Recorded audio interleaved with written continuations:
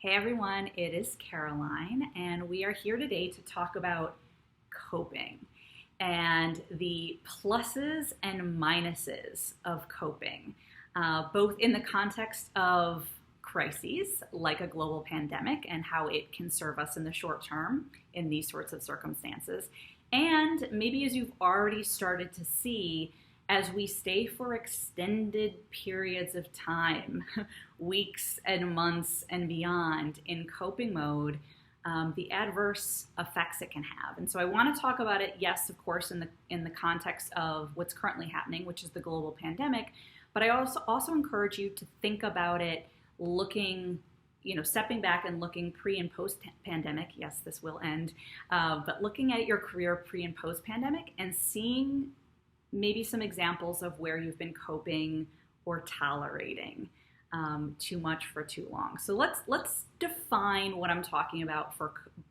with coping energy first. So some advantages.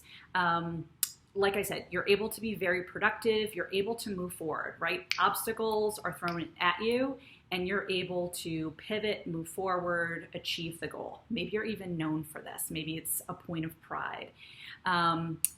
There's a lot of forgiveness with coping because you kind of have to, although there's kind of a judgment of like, oh, this is a not great situation, there's a letting go. And so whether it's forgiving of others or forgiving of circumstances, it's kind of letting whatever energy kind of gets in the way of you moving forward, letting that go. I sometimes call it grinding energy because, again, often with high achievers, coping is a very intellectual exercise. We almost have to trick ourselves into kind of, I don't want to say denying, because we are hopefully aware of what's going on with the global pandemic, but kind of setting aside our emotions and not letting the bigness of what's happening kind of interfere with our forward progress. Again, we're coping, so we're moving forward. We're getting up every day. We're ticking those boxes. We're achieving. And so there's probably a lot of forgiveness. There's probably a lot of cooperation where I see it, again, pre and post pandemic. Maybe there are challenging people that you work with, or, maybe just one person, and you're able to set those differences aside and come together rather than just constantly butt heads and, stay at an impasse. So there's a lot of that letting go, moving forward, sort of energy behind it. The reason I call it grinding is, again, in the short term, this is great because you're moving forward. You want this in a crisis. You don't want to be, holed up, rocking in a corner of your apartment, nor do you want to be fighting with every single person or, kind of denying everything that's kind of going on and kind of in that constant conflict. So that letting go helps you move forward. But because it is kind of a heady, intellectualized energy, a lot of times when we're coping, we're not fully dealing with those emotions, right? So, not fully letting ourselves get into full-on anger or, apathy or, feeling bad because we're not being valued at work or respected or on the street with our masks or, whatever it is. So you can start to hear, like, again, great in the short term, but as we drag this energy out for days, weeks, months, years even, you can think about the toll it can take on your career. And I have a lot of this coping energy. My very unscientific research shows that a lot of people that I've worked with, and certainly my own experience is, especially when we maybe had a childhood that required us to cope a lot. It can be a very familiar way of dealing with things, right? People aren't doing what they need to be doing around, maybe the adults in the room aren't being adults, or, people aren't holding up their end of the bargain. And so for some of this, coping might be it might feel safe, it might feel comfortable or within our comfort zone because it's familiar. And this is where I encourage you not to confuse our comfort zone with being comfortable, right? It's just familiar. Coping is not a real comfortable energy because you're coping.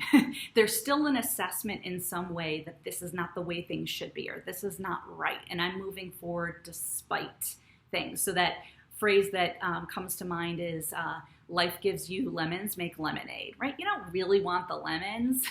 You're like, I guess I'll make lemonade, but I got a bunch of lemons. So let me illustrate in a coronavirus example, kind of the different ways of engaging. So when this all first hit, I'm on a high floor in my apartment building. I had done, the first month or so of like extreme self-isolation. I was looking to get out a little bit more. And people were cramming onto the elevators in my building. And, after a few tries of, trying to negotiate or educate or whatever with people, it was just exhausting. Again, I got out the building, I took the elevator, it was fine. Either got out of the elevator or let the other person get on. Like, I negotiated my way out of the building, but I was very much tolerating. That was not I wanted to just get out of the building and have it be, I didn't want it to have to be a stressful experience. I didn't want to have to reason or educate or whatever. And so it hit me fairly early on, you've been wondering where that's kind of scary, actually, that I did not know where the stairs were, and I've lived in this building for a while. But you wanted to know where the stairs were for a while. Start taking the stairs. You'll find out where the stairs are. You'll get some extra exercise. You usually don't go upstairs, so let's see how this goes. And so I share that example because same end result, right? The objective is to get out of the building and to go live my life, whether to go grocery shopping, that's a whole other stressful experience, or get out and get some exercise, fresh air. Same end result, whether I take the stairs or take the elevator. But you can hear when I described the process of taking the elevator and negotiating and having to kind of navigate that totally different energy than taking the stairs where, everyone wins in this scenario. No one is subjected to my education of the facts, #science, which they didn't ask for and probably don't want. I don't have to expend the mental and emotional energy of feeling frustrated by that experience and trying to get out the building despite that. And I get exercise. And I was thinking the other day, every now and then I'll be taking the stairs and I'll think, oh gosh, after another 12 to 18 months of this, I'm going to be in so much better cardiovascular health, right? So a real example of there's no judgment on my part. There's no, oh gosh, I wish I didn't have to take the stairs. There's an opportunity presented by the situation. And I think that's the real difference between the coping energy and a different way to approach it, which is finding peace. Because you can achieve the exact same result with a lot more ease. And so, again, I encourage you to think about it in the context of your career. What are you experiencing, either in the immediate or kind of writ large in your career, where you're maybe tolerating a little bit more? I got a steady paycheck and I have health care. That is fantastic tolerating you're doing. Yes, it's great. And there's so much more, right? It's kind of like, I have these two things. I would really love purpose.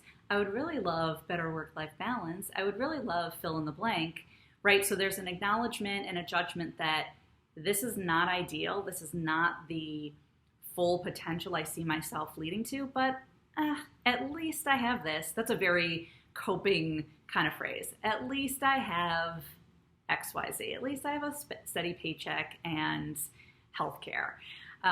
So I encourage you, number one, to look at where you're maybe tolerating more than you'd really like to, and then look at those same activities, whether, again, it's moving towards a different, better, more expansive, purposeful career, or whether it's even engaging with certain people. How might you achieve the very same results with more ease, with less of the agita, with less grinding, without having to, stay up until midnight doing the work?